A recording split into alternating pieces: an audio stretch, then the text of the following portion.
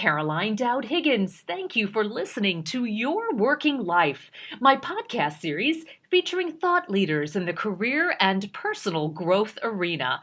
You spend a significant portion of your life at work, so my goal is to provide you with tools, inspiration, and resources so you can enjoy your career and love your life. And I am delighted to welcome my special guest to the show today, Susan Packard. Susan, welcome to the show. Thank you. I am really delighted to be here, Carol. Oh, I'm thrilled too. And I want to tell the audience all about you before we dive into our conversation. Okay. Susan Packard is the author of New Rules of the Game, 10 Strategies for Women in the Workplace. And she's the co-founder of Scripps Network Interactive and former chief operating officer of HGTV. Now, under Susan Packard's helm, HGTV became one of the fastest growing cable networks in television history. Today, HGTV is available in more than 99 million U.S. homes and distributed in 175 countries and territories. Susan helped to build the Scripps Networks Interactive into a market value of over $10 billion. You heard it here, folks. So excited to be talking with you, Susan. Let's start by, very simply, I'd love to hear what was the impetus that encouraged you to write this book, New Rules of the Game? Well, I left S&I, which is the umbrella, the parent company for HGTV. I left 6 years ago now, and I had been there 16 years, and I'd never been anywhere 16 years. Yeah. And just had one of those moments where I said, oh, my word, it's time for me to start something new, do something new. And so I left, and a friend of mine who's written some business books said to me, you know, Susan, you have a little time on your hands now. You might want to consider writing a book about your career story because it's an interesting one. Mm-hmm. And so I just sat back and I thought about all the factors that helped me to succeed. So I wrote those down, and then I went out and interviewed a dozen CEOs, mostly women, but a few men. Mm-hmm. And then the book took shape. Oh, that's great. That's great. And it's such an empowering book, and you give very productive action steps and tips. In fact, you list 10 strategies for women in the workplace. But let's narrow it down. And what do you believe is the single most important thing that women can do to forward their careers? Well, of the 10, I would say make sure you read Fan Clubs, which is chapter 5. Mm-hmm. Because women walk this tightrope between likability or not having likability.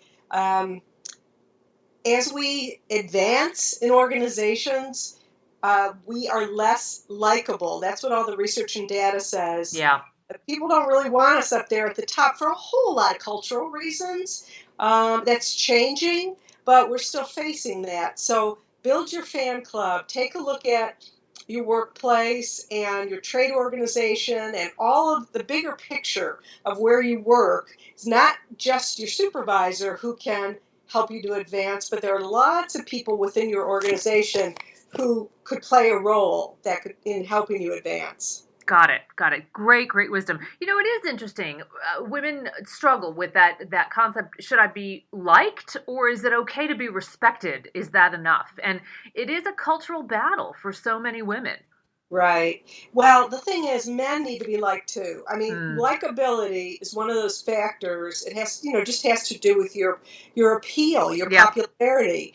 And so it's just human nature to gravitate toward people that you like.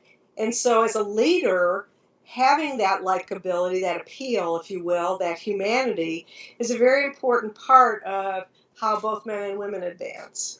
So you address something in the book that I found really refreshing and authentic and different than some of the other wisdom out there. You talk about why women shouldn't try to do it all or even strive to be the CEO, the top dog in their respective organization. Tell us more about that and what you mean. Well, if I'm asked about work-life balance, first of all, there isn't really... There is no balance, yeah. It doesn't exist, right? But there are certain women who aren't challenged by sort of that gravitational pull Yeah. of I need to be a worker, I need to be a mother, I need to be a caregiver, whatever it is. Those women, I say, if you want to go to the very top, have at it. The women who ask me questions about work-life balance that feel like they're challenged, one idea that I suggest to them is what I did, which was, you can stop at number 2. You don't have to go to the very top. And I've seen the difference between being a number 2 and a number 1. And as far as time commitment goes, it's pretty dramatic. And by that, you mean number 2 in the organization, right? So it's Correct. certainly an executive role, but you're not the top dog, as it were.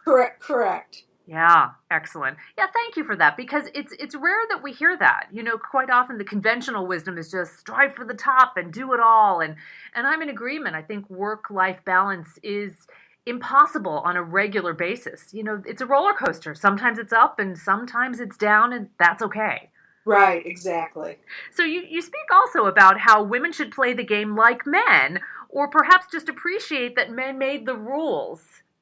Yeah. So I don't advocate that we play the game like men because we're not men. And it would really be counterproductive for us to try to act like men. Yeah. Talk about not having any likability. That would just That would put kill you it. on that Yeah. path pretty quickly. And most women I work with aren't comfortable wanting to show that kind of that side anyway. So we can be assertive, and we can try to win at work, which is what my book is about. But you don't have to do it by acting like a man. But what I do say is try to act like an athlete would. And by that I mean having composure when you come to work, having mental fortitude, having confidence, those kinds of qualities that athletes need to exhibit if they are going to win their games. Those are the qualities of a real gamer. I like that, and I appreciate the analogy to athletes. I also look at discipline and resilience and trying to achieve your personal best. A mentor once told me, swim in your own lane and be the best you can be, and that will really empower you instead of competing with your neighbor. That's great advice, Carolyn. So let's talk a little bit about the rules of engagement. Do you believe that women have a different set of rules for getting ahead? Well, I would say that women have more things that they have to pay attention to. Yeah. So, this we've already talked about likability, and that's very tricky. It sort of from there fans out into that culture is more comfortable with us playing supporting roles rather than leadership roles. And so how do we get around that, do the workarounds necessary, which again, a lot of the chapters in my book address. But, the rules are you have to work hard, you have to be smart, you need to be likable, and it helps if you're a man. Mm-hmm. So the woman part of it is where we need to make sure that we're winning in a way that's not impacting our likability. Got it. So tell me, from your personal experience, such extraordinary success at SNI and HGTV, what was it like? I mean, it's incredible, and I congratulate you for that. It must have been incredibly difficult and rewarding work. But what did you learn from being the only female founder at SNI? I learned that if you can be a woman in a position of authority, which I was an equal around the table, you can be successful. It's much harder if you're not an equal around the table because you're constantly having to prove yourself, which I had to do in my career too, until I got to be an equal around the table and was Chief Operating Officer of HGTV. And, what I'm proudest of is as that seat of authority, in that seat of authority, I helped to create a culture at SNI that rewards feminine values. So work-life balance is one of our core values. Shared responsibility, diversity, compassion, support. These are all shared values, our core values at Scripps Networks Interactive. And, we had the meeting, me and 6 guys, to talk about, well, what are the values that we want to perpetuate in this company? And we ended up with many values that, some say are sort of gender female.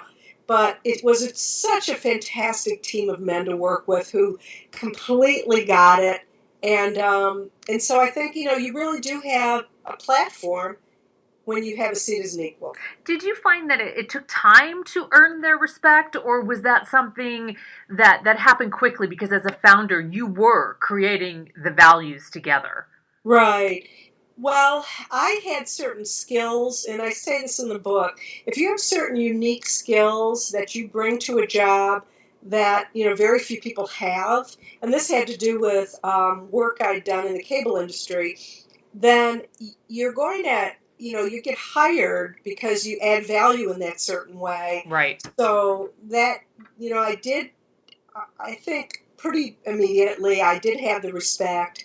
And also, when you're building something from scratch, nobody has any time to worry about things like respect. Good point. You're too busy working. Yeah. Right? You're just moving quickly and Yeah. trying to get things done and operational and all of that. So Got it. Fair enough. Good point.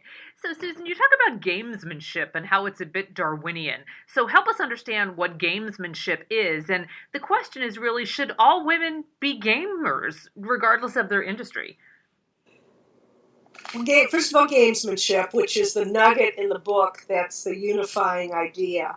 So this is a set of strategies, 10 strategies, skills, and different ways that you can advance. And it's essentially a combination of 7 skills, and then the sort of part 2 of the book is about emotional maturity. So skills and emotional maturity, which lead you into move you into leadership. And I'm sorry, but I don't remember the rest of your question. No, that's okay. Thank you for the definition of gamesmanship. And I guess the question is very simply, should all women think of themselves as gamers, regardless of industry? Or do you see this as something more relevant to the business sector? I think that it really depends on your ambition. So you can be a woman in a nonprofit, but you'd really love to be the executive director of that nonprofit. So I think it depends on what and many women in business don't want a C-suite job. They don't want to go to the top. If you do, then being a gamer is very relevant.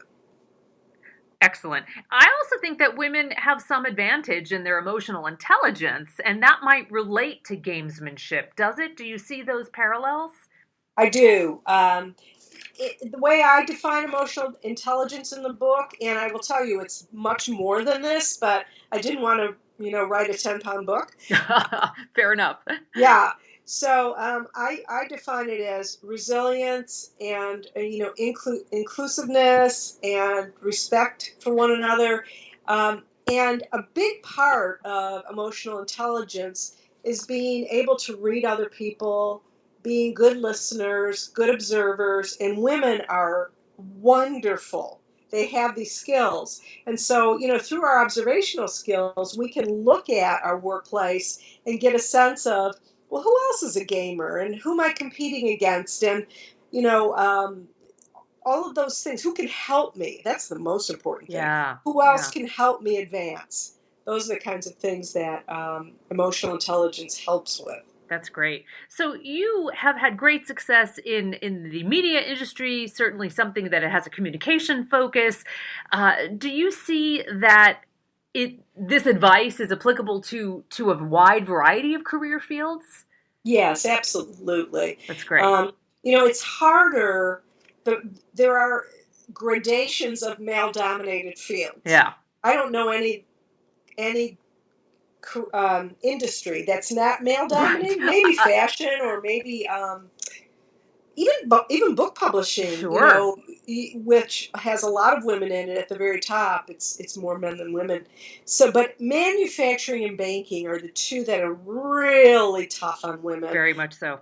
Right, relative to the rest of the industry, which is tough but not as horribly tough. So, in that case, you want to especially pay attention to the gamesmanship rules. So, any thoughts for those women who perhaps are at the beginning of their career, entering these traditionally male dominated fields like finance? We also see this in law.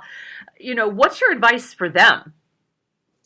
Well, the first chapter of the book is about what I call conditioning skills, and I mentioned three of them, but a couple of them would be line experience. So this means that you're actually working in an area where you get exposed to having profitability as a goal, a P&L, not Yeah. necessarily your own P&L, but profitability as a goal versus a staff function. And so that's one thing that I would look for if I were just starting out. And also learning a little bit of finance. You don't need to be a CPA or Hmm. CFO or anything like that, but just learning a little bit of finance in terms of the language, which you can go to a community college and learn that, would be helpful if you're just starting out in the industry. Excellent. I really see, Susan, that this book, even though it's targeted and told, or I should say written specifically for women, men can get a lot from this too. Have you gotten any feedback from gentlemen who might have read it or with whom you've Yes, shared the book? yeah, I sure have. And I've also spoken to groups that are mixed men and Yeah, women. yeah, And, men will come up to me after I speak and say things like, I manage a group of women yeah. and I hadn't thought about, the fact that I'm not showing the empathy that I need to. Or they'd say, I work for a woman Mm. and, we have a 25-year-old son and he works for a woman. And for him, these issues, are really somewhat transparent, but the older you get, the more that you're challenged with the kinds of sort of male-female stereotype issues in the workplace. Got it. So, Susan, in your experience, what's the biggest myth regarding women in business, and how do we dispel that myth? Well, I think that one of the biggest worries for management is that you're going to hire women in, and they're relatively young, late 20s, early 30s, and they're going to go off and have babies and never come back. Or, we've trained them and they're going to, take an extended leave and all of these things. That may well happen, but in my experience of working where women have worked for me, the vast majority take whatever they, are allowed to take, and they come back to work. They like work or they need a paycheck, whatever the case may be. So I think the biggest myth is, oh, I'm nervous about, populating my workforce with a lot of women because they're just going to all go out and have babies and not come back. I mean, it's fine if they go out and have babies, but Right, right. we won't see them coming back, and that's just not true. That's not true. Yeah, that's not true. Well, thank you for dispelling that myth because I think some young professional women entering the workforce and trying to grow through the ranks have the challenge of that absolute bias out there, and it's difficult to overcome that. Yeah, if you're aware of things like that, it's much more helpful. And, you can be proactive. I mean, if you have any sense that your management has a worry or the HR person that's hiring you has a worry, you can be proactive and say, sometimes there's the elephant in the room about, I know my age is such, I'm newly married, and, and I have no intention, just Just put it kind of out there. dispel Yeah, yeah. issue instead of having it, linger. Right, because they can't read your mind, and you don't want them to create a story that may not even be there, right? As we say, Exactly. there is no reality, just perception. So you want to set Right. that story. Exactly. Susan, what a joy to have you on. The book is called New Rules of the Game 10 Strategies for Women in the Workplace by Susan Packard. Susan, how can we buy the book and how can we follow you online? Oh, well, thank you for asking, Carolyn. The book is available on every platform, so you can get it in bookstores, you can get it on Penguin, the publisher's book site, you can get it on Amazon, and it's in 5 different, you can get it online, you can get it digital, you can get it audio, so it's available in all ways. And as far as following me, I would love for you to take a look at www.susanpackard.com, which is my website, and I have a whole lot of blogs on there and other I think, hopefully great information. It is great. Yeah. Yes, I have been on there, and I would echo that sentiment. You have Thank you. fabulous content to share, and I'm so grateful for what you put out into the world. Susan, thank you so Thank you. much. I'm grateful that you joined me today. Thank you, Carolyn. And I want to thank all of you for listening to Your Working Life, where my goal is to help you design your career destiny so it doesn't happen by default. Career and life satisfaction is possible, and it's time to embrace what you love doing so you can do more of it. My show is now available on iTunes, YouTube, Podbean, and Stitcher. Leave a comment because I always appreciate hearing from my listeners. I'm Caroline Dowd-Higgins. Take good care.